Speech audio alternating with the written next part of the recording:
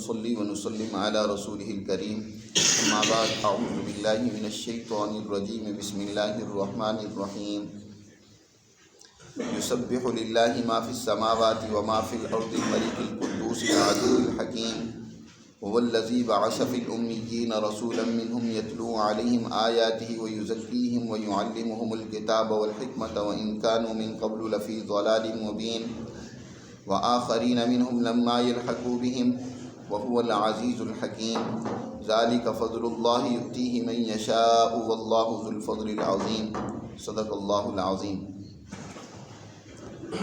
سورۃ الجمعہ یہ ان صورتوں میں سے ہے جو نبی کریم صلی اللہ علیہ وسلم پر مدینہ منورہ میں نازل ہوئی۔ یہ صورتوں کا وہ سیٹ جو حضور صلی اللہ علیہ وسلم پر مدینہ منورہ میں نازل ہوا ہے، سورۃ الحدیث سے لے کر سورۃ التحریم تک، ان تمام صورتوں میں ایک بہت ہی مربوط نظام ہے اور بڑی ہی ترتیب کے ساتھ اللہ نے اپنے احکامات اور مضامین کو بیان کیا ہے۔ اس سے گزشتہ صورت میں درس میں پہلے یہ بات ہو بھی چکی ہے کہ سورۃ الصف میں نبی کریم صلی اللہ علیہ وسلم کی بنیادی بعثت کو واضح کر دیا کہ آپ دنیا میں کس مقصد کے لیے تشریف لائے ہیں، اور اس کو بیان کیا اس آیت مبارکہ میں وَالَّذِي أَرْسَلَ رَسُولَهُ بِالْهُدَى وَدِينِ الْحَقِّ لِيُظْهِرَهُ عَلَى الدِّينِ كُلِّهِ وَلَوْ كَرِهَ الْمُشْرِكُونَ۔ اور یاد رکھیں، جب کوئی اہم مضمون یا بنیادی اور مرکزی بات بیان کرنی ہوتی ہے تو اللہ سبحانہ و تعالی اس کو ذہن نشین کرانے کے لیے بار بار بیان کرتے ہیں۔ لہذا وہ آیت قرآن مقدس میں 3 مقامات پر بیان ہوئی ہے۔ سورہ توبہ میں بھی بعینی الفاظ کے ساتھ، پھر سورہ فتح میں اللہ نے ان کو بیان کیا، اور پھر سورہ صف کے اندر یہ الفاظ آتے ہیں وَالَّذِي أَرْسَلَ رَسُولَهُ بِالْهُدَى وَدِينِ الْحَقِّ لِيُظْهِرَهُ عَلَى الدِّينِ كُلِّهِ، کہ اللہ وہ ذات ہے جس نے اپنے رسول کو ہدایت اور سچا دین دے کر بھیجا ہے تاکہ اس کو دنیا کے تمام باطل نظاموں اور دینوں پر غالب کر دے۔ یعنی غلبہ دین یہ حضور صلی اللہ علیہ وسلم کی دنیا میں تشریف آوری کا بنیادی مقصد و ہدف ہے۔ اس کے لیے یہ محض باتوں سے دین کا غلبہ قائم نہیں ہو جاتا، یا محض تقریریں کر لینے سے، محض عمدہ مضامین بیان کرنے سے دین کا غلبہ نہیں ہو جاتا۔ غلبہ دین کے لیے، کیونکہ ہر جگہ پر قرآن نے کہا وَلَوْ كَرِهَ الْمُشْرِكُونَ وَلَوْ كَرِهَ الْكَافِرُونَ، مخالف طاقتیں قوتیں چاہے کتنا ہی ناپسند کرتی رہیں، اس کی کتنی مزاحمت کریں، لیکن آپ نے اس دین کو غالب کرنا ہے۔ تو معلوم ہوا اس کی مزاحمت بھی ہوگی۔ اس دین کے نظام کو قائم کرنے کے لیے منکرین وہ بھرپور مزاحمت کے ساتھ اس کا مقابلہ کریں گے، تو آپ صلی اللہ علیہ وسلم اس مزاحمت کا جواب دیں گے اور اس دین کو غالب کریں گے۔ لیکن اکیلی آپ کی ذات یہ کام نہیں کر سکتی۔ دنیا میں کوئی بھی انقلاب اور تبدیلی ایک فرد واحد لے کر نہیں آتا۔ آپ تاریخی انسانیت اٹھا کر دیکھ لیں، جب بھی معاشروں میں کوئی انقلاب آیا، کوئی تبدیلی آئی، تو اس کے پیچھے ایک پوری جماعت، تربیت یافتہ ٹیم اس نے کردار ادا کیا۔ نبی کریم صلی اللہ علیہ وسلم کا بھی یہی اسوہ ہے، یہی نمونہ ہے کہ آپ نے سب سے پہلے ایک تربیت یافتہ جماعت تیار کی۔ چنانچہ سورہ اس جمعہ کے اندر اسی تربیت کے اصولوں کو، اس منہاج کو، اس طریقہ کار کو بیان کیا گیا ہے کہ جن اصولوں پر اس جماعت کی تربیت ہوگی۔ چنانچہ اس کے لیے جو یہاں آیت ذکر کی وَالَّذِي بَعَثَ فِي الْأُمِّيِّينَ رَسُولًا مِّنْهُمْ يَتْلُو عَلَيْهِمْ آيَاتِهِ وَيُزَكِّيهِمْ وَيُعَلِّمُهُمُ الْكِتَابَ وَالْحِكْمَةَ، 4 وہ بنیادی اصول ذکر کیے گئے ہیں جن کے تحت اس جماعت کی تربیت ہوگی سب سے پہلے، اور پھر وہ جماعت دنیا میں اللہ کے دین کو غالب کرنے کے لیے کردار ادا کرے گی۔ یہی وجہ ہے کہ یہ تربیت کا عمل ان اصولوں کے تحت اتنا ناگزیر اور ضروری ہے کہ اللہ نے اس آیت کو بھی قرآن مجید میں 4 مرتبہ ذکر کیا۔ سب سے پہلے 2 مرتبہ تو سورہ بقرہ میں ہی ذکر کیا، ایک جگہ میں حضرت ابراہیم اور اسماعیل علیہ السلام کی دعا کے ضمن میں، کہ وہ دعا کرتے ہیں بیت اللہ کی تعمیر کرتے ہوئے کہ ربنا وبعث فیہم رسولا منہم یتلو علیہم آیاتک ویعلمہم الکتاب والحکمت ویزکیہم، اے اللہ ان میں ہی ایک ایسا اپنا عظیم رسول بھیج جو تیری کتاب کی آیات ان کو پڑھ کر سنائے اور ان کا تزکیہ کرے، انہیں تعلیم دے، حکمت کی، کتاب کی تعلیم دے۔ پھر اسی طرح یہی آیت مبارکہ دوبارہ سورہ بقرہ میں وما ارسلنا، جہاں کما ارسلنا فرمایا دوسرے پارے کے شروع میں کہ ہم نے آپ کو ویسے ہی نبی بنا کر بھیجا ہے جیسے اس سے پہلے موسیٰ علیہ السلام بنی اسرائیل کی طرف نبی بنا کر بھیجے گئے تھے۔ کما ارسلنا فیکم رسولا منکم یتلو علیکم آیاتنا ویزکیکم ویعلمہم الکتاب والحکمت ویزکیہم، وہاں بھی اس آیت مبارکہ کو ذکر کیا۔ اسی طرح پھر تیسری مرتبہ سورہ آل عمران میں ذکر کیا لقد من اللہ علی المؤمنین اذ بعث فیہم رسولا منہم، اور پھر اب چوتھی مرتبہ یہاں یہ آیت مبارکہ ذکر کی جا رہی ہے۔ اس آیت مبارکہ سے پہلے اس سورہ مبارکہ کا آغاز بھی تسبیح کے کلمے سے ہو رہا ہے، جیسے اس سے پہلے بہت ساری صورتوں کا آغاز تسبیح کے کلمے سے ہوا، یہاں بھی اللہ تعالیٰ ارشاد فرماتے ہیں یسبح للہ ما فی السماوات وما فی الارض۔ اس کی تشریح پہلے ہو چکی ہے کہ آسمان و زمین میں جو کچھ ہے سب اللہ ہی کے لیے تسبیح اور پاکی بیان کرتا ہے۔ اس کے دو معنی اور مطلب ہیں۔ ایک تو مطلب یہ ہے کہ اس کائنات کی ہر چیز کی تخلیق اس طریقے سے ہے کہ اس کو جب کوئی انسان دیکھتا ہے تو بے ساختہ اللہ کی تسبیح، اس کی تقدیس اور اس کی حمد و ثنا زبان پر جاری ہو جاتی ہے۔ جیسے میں نے کہا تھا مثال سے کہ ایک ٹیبل بنانے والا جب اس کو بہت ہی خوبصورتی کے ساتھ، کمال صفائی کے ساتھ بناتا ہے تو اس کو دیکھ کر دیکھنے والا بے ساختہ اس کی تعریف کرنے لگ پڑتا ہے، اس کی تسبیح بیان کرنے لگ پڑتا ہے۔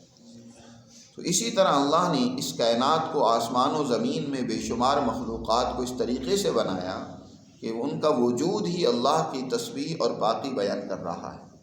اور دوسرا معنی یہ ہے کہ اللہ نے آسمان و زمین میں جس قدر مخلوقات پیدا کی ہیں ان کو اللہ نے اتنی عقل دی ہے، سمجھ دی ہے کہ وہ اللہ کو، اس کی ذات کو، اس کی عظمت و اہمیت کو سمجھتی ہیں اور وہ اس کی تسبیح بیان کرتی ہیں۔ وَإِن مِّن شَيْءٍ إِلَّا يُسَبِّحُ بِحَمْدِهِ وَلَٰكِن لَّا تَفْقَهُونَ تَسْبِيحَهُمْ، کائنات کی کوئی چیز ایسی نہیں ہے جو اللہ کی تسبیح بیان نہ کرتی ہو لیکن تم نہیں سمجھتے۔ انسانوں، تمہاری نظر کے اعتبار سے یہ پرند چرند، یہ حیوانات یہ اپنی بولیاں بول رہی ہیں، لیکن حقیقت میں وہ بھی اللہ کی تسبیح بیان کر رہے ہیں جو تمہاری سمجھ میں نہیں آ رہی۔ تو اللہ کی تسبیح آسمانوں میں بھی، یعنی فرشتوں نے اللہ کی پاکی کا نظام، اس کی عظمت اور بڑائی کا نظام آسمانوں میں بھی قائم کیا ہوا ہے۔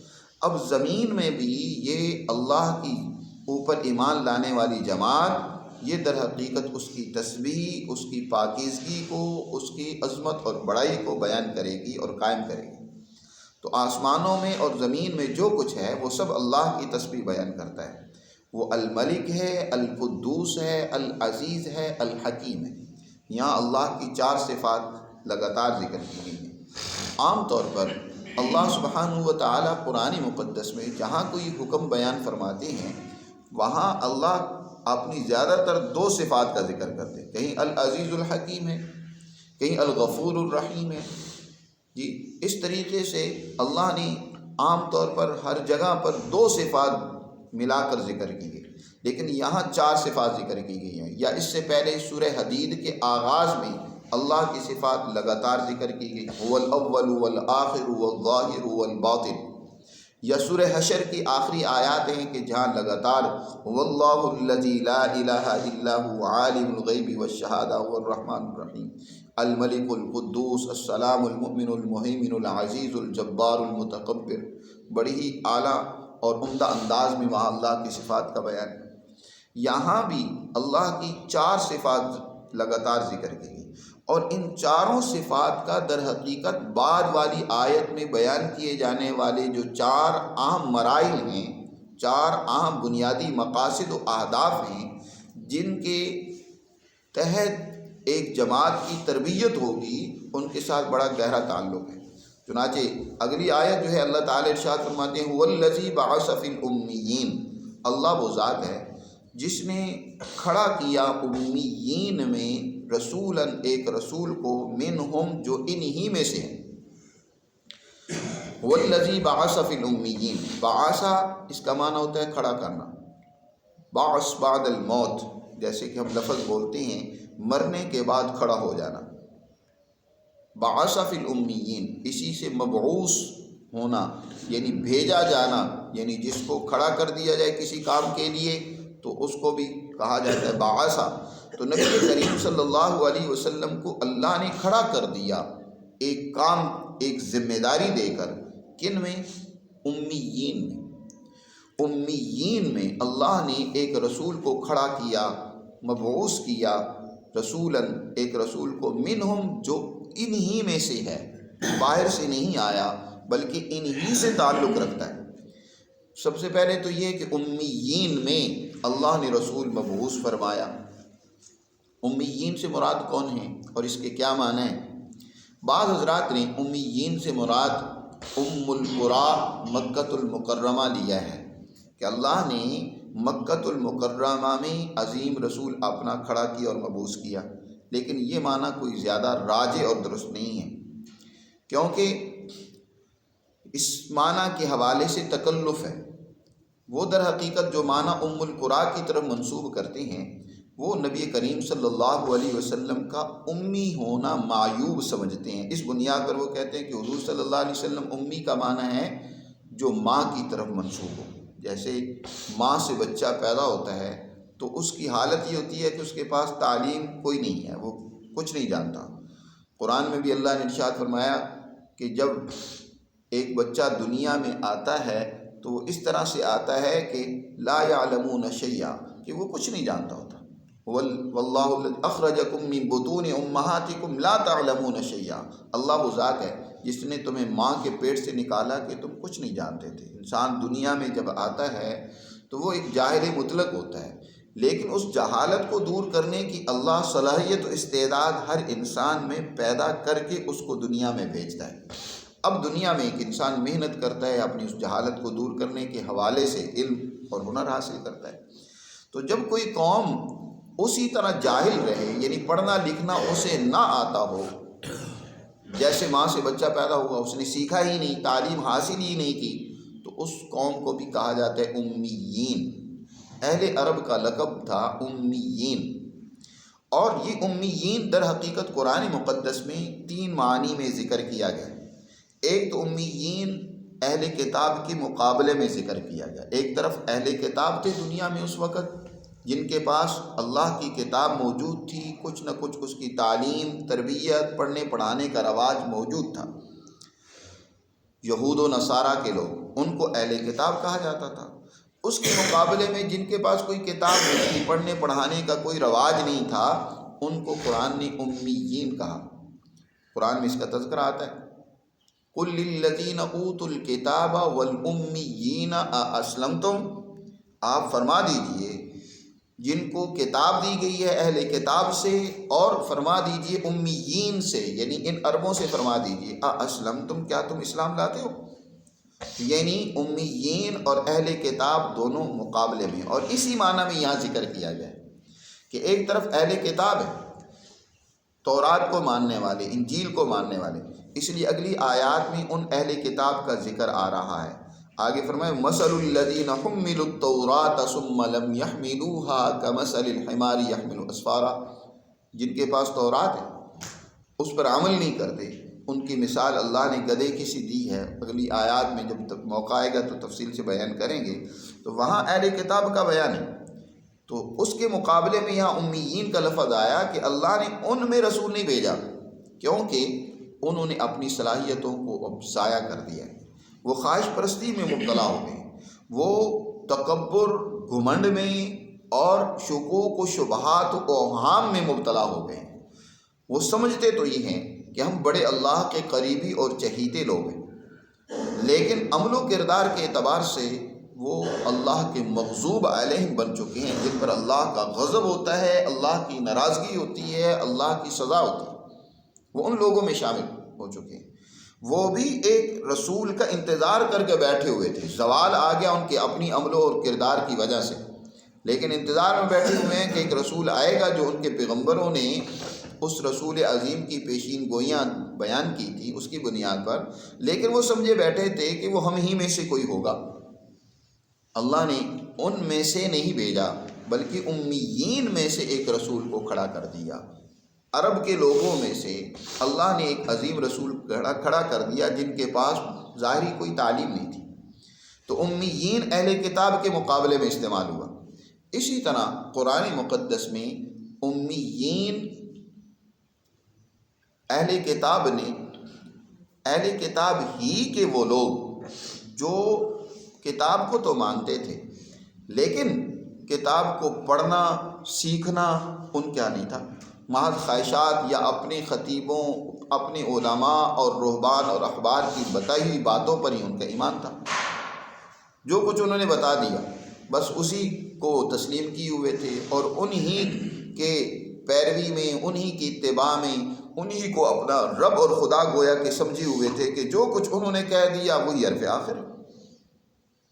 قرآن مجید نے اس حوالے سے ذکر کرتے ہوئے فرمایا کہ ان میں ایک طبقہ ایسا بھی ہے، وَمِنْهُمْ أُمِّيُّونَ لَا يَعْلَمُونَ الْكِتَابَ إِلَّا أَمَانِيَّ، ان اہل کتاب ہی میں سے ایک طبقہ وہ ہے جو امیین کا ہے، یعنی اہل کتاب میں سے امیین ہے، لا يعلمون الکتاب الا امانی، وہ اپنی الکتاب کو نہیں جانتے مگر آرزو اور خواہشات ہیں ان کے پاس، محض خیالات ہیں، تخیلاتی باتیں۔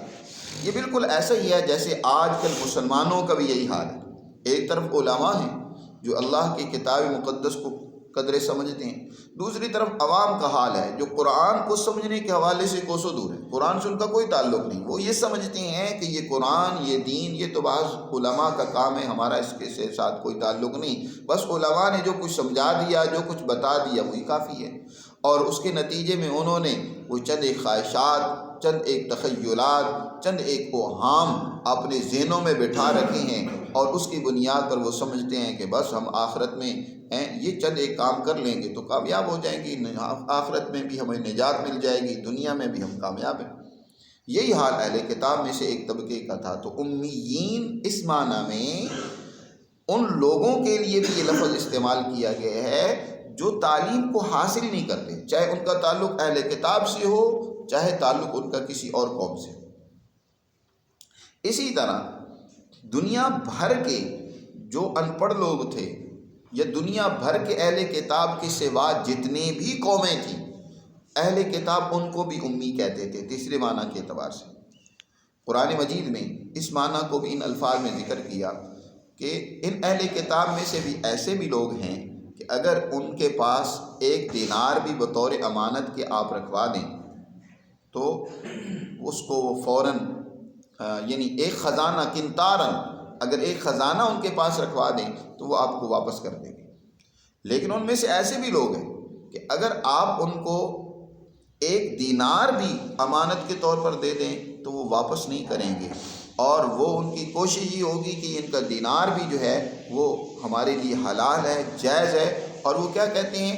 کہتے ہیں کہ لیسا فی الامیین سبیل، جو دنیا میں ہمارے علاوہ جو لوگ ہیں ان کا مال کھانے، ان کا پیسہ کھانے میں ہمارے لیے کوئی گناہ نہیں، ان کے پیسے کھا سکتے ہیں۔ لیس فی الامیین سبیل، امیین کے بارے میں وہ یہ سمجھتے ہیں ہمارے لیے جائز ہے، ان کی دولت، ان کا مال، ان کی عزت، ان کے لیے جو ہم چاہیں ان کے ساتھ کریں، ہمیں کوئی رکاوٹ ڈالنے والا نہیں ہے۔ تو اس معنی کے اعتبار سے گویا کہ دنیا بھر کی قومیں جو اہل کتاب کے علاوہ تھیں ان کو امیین کا لقب دیا گیا، لیکن یہاں مراد یہی ہے کہ امیین سے مراد یہاں اہل عرب ہے۔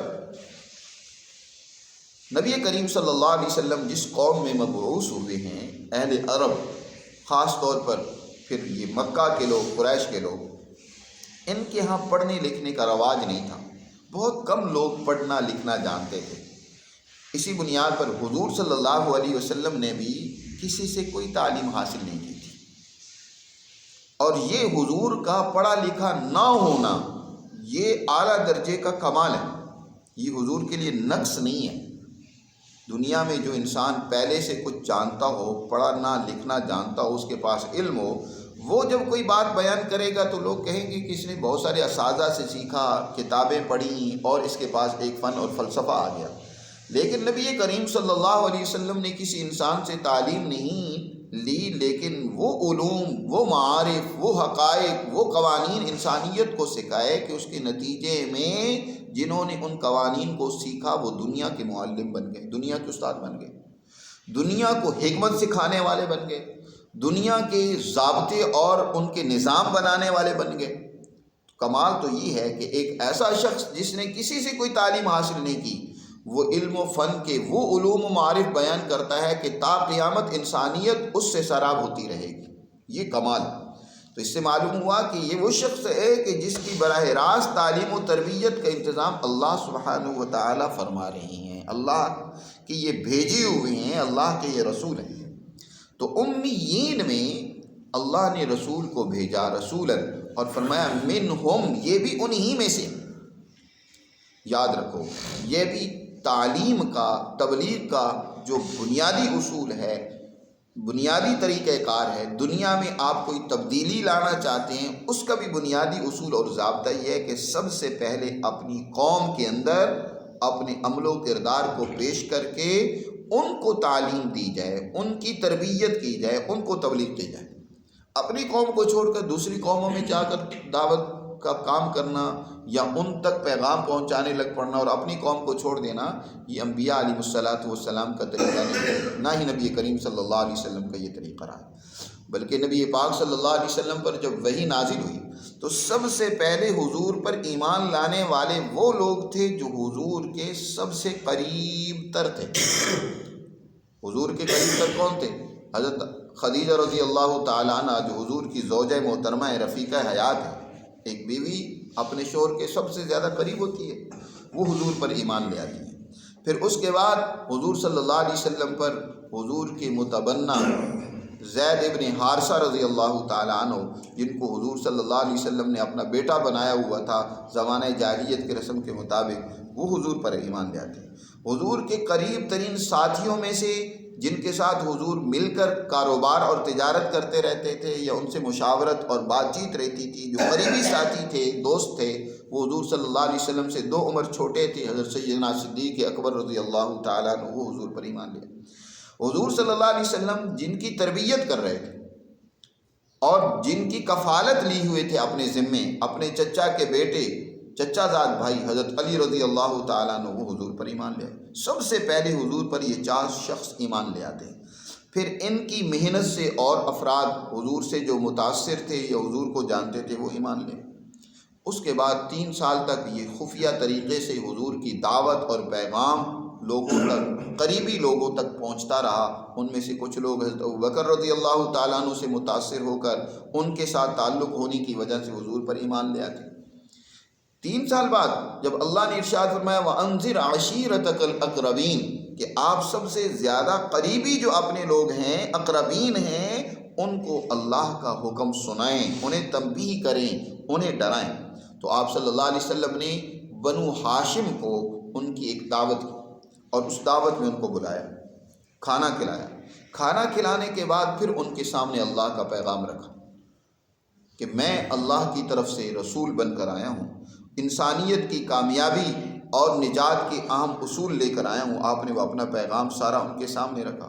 تو اس موقع پر بھی آپ کے رشتہ داروں، قریبی لوگوں میں سے آپ کے چچا ابو لہب، جو اس وقت اس دعوت میں موجود تھے، اس نے مخالفت کی۔ پھر اسی طرح کچھ عرصے بعد پھر حضور نے اپنا دائرہ کار کو بڑھایا، پہلے بنو ہاشم کو بلایا، اب بنو عبد مناف جو ہاشم کے بھی پردادا اوپر کے بزرگ تھے، ان کی جو اولاد تھی ان سب کو بلایا، جمع کر کے پھر ان کے سامنے اللہ کا پیغام رکھا۔ تو درجہ بدرجہ سب سے پہلے قریبی، پھر خاندان کے لوگ، پھر اوپر کے لوگ، ان کو پیغام پہنچایا، اور پھر ان میں سے جو باصلاحیت لوگ حضور پر ایمان لے آئے ان کی حضور نے تربیت کی۔ تو طریقہ کار بھی یہی ہے کہ سب سے پہلے اپنے لوگوں کو اللہ کا پیغام سنایا جائے، ان کی تعلیم دی جائے، ان کو تربیت دی جائے۔ عجیب بات ہے، ہم لوگوں میں دنیا کی دوسری قوموں میں تو جہاد اور انقلاب برپا کرنے چلیں، اور اپنے ملک میں وہی ظلم، وہی فساد، وہی بدامنی، وہی جہالت، وہی خرابی موجود ہو. تو یہ طریقہ نبی کریم صلی اللہ علیہ وسلم کا نہیں ہے. حضور نے سب سے پہلے اس وقت تک دنیا کی دوسری قوموں کو نہ خطوط لکھے، نہ ان کو متوجہ کیا، نہ ان تک پیغام پہنچائے، جب تک سرزمین عرب، مکہ اور یہ اس کے اردا گرد کی آبادیاں مسلمان نہیں ہوں گے، ان کے ساتھ معاہدہ نہیں ہو گیا، انہوں نے حضور صلی اللہ علیہ وسلم کی طاقت و قوت کو تسلیم نہیں کر لیا. ان میں سے اکثر جب تک دین اسلام سے روشناس نہیں ہو گئے، اس وقت تک آپ نے دوسری قوموں کی طرف رخ نہیں کیا. صلح حدیبیہ کے بعد جب مکہ کے لوگوں نے بھی حضور کی طاقت و قوت کو تسلیم کر لیا، پھر آپ نے دوسری قوموں کو خطوط لے کے ان کی طرف پیغام بھیجا.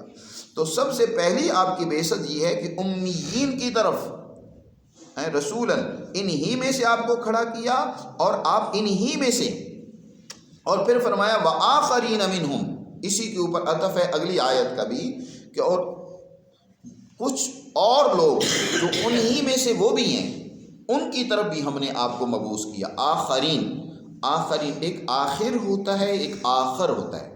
آخر خا کے زیر کے ساتھ، اس کا مطلب ہوتا ہے بعد والا. دوسرا ایک ہے اس کے بعد والا، یا اس کے بعد والا تیسرے نمبر پر جو بعد والا ہو اس کو کہا جاتا ہے یہ آخر ہے.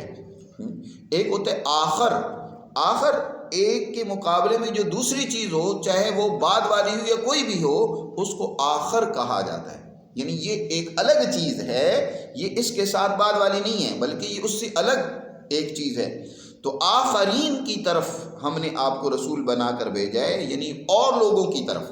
اس اور لوگوں سے کون مراد ہیں؟ اس بارے میں حدیث آتی ہے بخاری شریف کے اندر. حضرت ابو ہریرہ رضی اللہ تعالیٰ عنہ سے روایت ہے، وہ فرماتے ہیں کہ ہم نے نبی کریم صلی اللہ علیہ وسلم سے پوچھا کہ یہ آخرین کون ہیں جن کے بارے میں اللہ نے فرمایا وآخرین منہم، کہ ہم نے امیین میں رسول کو بھیجا اور لوگوں میں رسول کو بھیجا.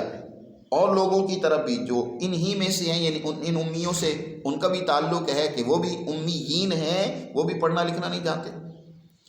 حضرت ابو ہریرہ رضی اللہ تعالیٰ فرماتے ہیں ایک موقع پر حضور سے سوال کیا تو آپ صلی اللہ علیہ وسلم نے نظر انداز کیا، جواب نہیں دیا. پھر دوبارہ سوال کیا، تیسری مرتبہ سوال کیا. آپ جواب اس لیے نہیں دے رہے تھے کہ لوگ اچھی طرح متوجہ ہو جائیں تاکہ اس کا جواب ان کے ذہنوں میں بیٹھ جائے. یہ حکمت کا طریقہ ہوتا ہے. پھر تیسری مرتبہ جب سوال کیا تو حضور صلی اللہ علیہ وسلم مجلس میں تشریف فرماتے، اور حضرت ابو موسیٰ اشعری رضی اللہ تعالیٰ عنہ، سلمان فارسی رضی اللہ تعالیٰ عنہ، یہ اس طرح کے لوگ موجود تھے. تو حضور صلی اللہ علیہ وسلم نے حضرت ابو موسیٰ اشعری اور سلمان فارسی کی طرف اشارہ کرتے ہوئے فرمایا کہ آخرین یہ لوگ ہیں، یہ لوگ ہیں کہ جن کی طرف اللہ نے مجھے مبعوث فرمایا. یعنی ایران کے لوگ، فارس ایران کو کہا جاتا ہے. تو یہ ایران کے لوگ وہ ہیں، اور حضور نے فرمایا کہ یہ وہ لوگ ہیں کہ ان کی قوم میں سے وہ لوگ بھی ہوں گے کہ اگر حکمت و دانائی ثریا ستارے کے پاس ہو تو وہاں سے بھی وہ توڑ کر لے آئیں گے. علماء نے کہا کہ حضور نے جو اس شخص کی طرف اشارہ کیا کہ حکمت و دانائی ثریا کے پاس بھی ہوگی تو یہ اس کو توڑ کر لے آئیں گے، اس سے اشارہ تھا امام اعظم ابو حنیفہ رحمۃ اللہ علیہ کی طرف. امام اعظم ابو حنیفہ رحمۃ اللہ علیہ ایرانی النسل، جو حکمت کے، فقاہت کے، علم کے امام اعظم ہیں، اونچے درجے کے امام. اور پھر ان کی یہ سارے ایرانی لوگ، اس کے بعد جب عربوں نے اسلام کو قبول کر لیا تو پھر اب یہ اسلام عربوں تک محدود نہیں رہا. اگلے درجے میں جنہوں نے اسلام کی دعوت کو قبول کیا وہ ایرانی ہیں، ترکستانی ہیں، ترکی ہیں، وہ ہندوستانی ہیں، دنیا کی دوسری ساری قومیں وہ آخرین میں شامل ہیں جو اس وقت جہالت میں مبتلا تھی، اس وقت علم سے بے بہرہ تھی. یہ گویا حضور صلی اللہ علیہ وسلم کی بعثت ثانیہ کا بیان ہے. حضور کی دو بعثتیں، جیسے حضرت موسیٰ علیہ السلام کی دو بعثتیں ہوئی ہیں. یہ صرف ایک حضرت موسیٰ علیہ السلام ہے کہ جن کی پہلی بعثت فرعون کی طرف ہوئی، اور پھر دوسری بعثت اپنی قوم کی طرف ہوئی. اسی طرح نبی کریم صلی اللہ علیہ وسلم کی دو بعثتیں ہیں. سب سے پہلی بعثت تو حضور کی اپنی قوم کی طرف ہے، اور پھر دوسری بعثت ساری انسانیت کی طرف ہے. کہ سب سے پہلے آپ نے اپنی قوم کو تعلیم دی، تربیت دی، پھر ان کے ذریعے سے، کیونکہ اللہ کی حکمت کا تقاضا یہ تھا کہ اب رسولوں کے سلسلے کو ختم کر دیا جائے۔ اب یہ آخری کڑی ہے، آخری اینٹ ہے جس نے آ کر نبوت کے محل اور قصر کو مکمل کر دیا۔ تو اب ضرورت تھی کہ وہ حکمت جو دنیا میں نو انسانیت کے لیے رسولوں کے ذریعے سے اتاری جاتی ہے، اب اس حکمت کو آگے انسانیت تک پہنچانے کے لیے ایک پوری جماعت تیار ہو جائے۔ چنانچہ آپ کا سب سے بڑا عمل اور کردار اور سب سے بڑا آپ کا جو سب سے بڑا کام آپ نے کیا کہ وہ اس حکمت کی آپ نے ایک جماعت تیار کر لی جس نے انبیاء علیہ الصلاۃ والسلام کا وہ کام اور کارنامہ سر انجام دیا جو دنیا میں انبیاء سر انجام دیا کرتے تھے، کہ اللہ کے اس پیغام کو باقی انسانیت تک پہنچایا اور منتقل کیا۔ تو آپ نے اپنی قوم میں باصلاحیت لوگوں کو، عرب میں سے باصلاحیت لوگوں کو دین اسلام کی تعلیم دی، جن میں حضرت ابوبکر ہیں، حضرت عمر ہیں، حضرت عثمان ہیں، سعد بن ابی وقاص ہیں، بڑے بڑے حضرات، پوری جماعت صحابہ ہے جن کی آپ نے تعلیم و تربیت اس نہج پر کی کہ ان میں سے ہر ایک پیغمبر کی شان رکھتا ہے، ہر ایک پیغمبر کا کردار اور کام کر رہا ہے، اور پھر انہوں نے ان کے ذریعے سے حضور کا وہ پیغام انسانیت تک پہنچا۔ تو آخرین منہم، آپ کی بیشک ان لوگوں کے لیے بھی ہے، دوسرے لوگوں کے لیے بھی ہے، منہم، جب وہ ایمان لے آئیں گے تو وہ بھی انہی میں سے شامل ہو جائیں گے، ان کے ساتھ مل جائیں گے، لیکن ابھی لم یلحقوا بہم، ان کے ساتھ ملے نہیں، وہ ابھی ان سے الگ ہیں، ابھی ان تک پیغام نہیں پہنچا۔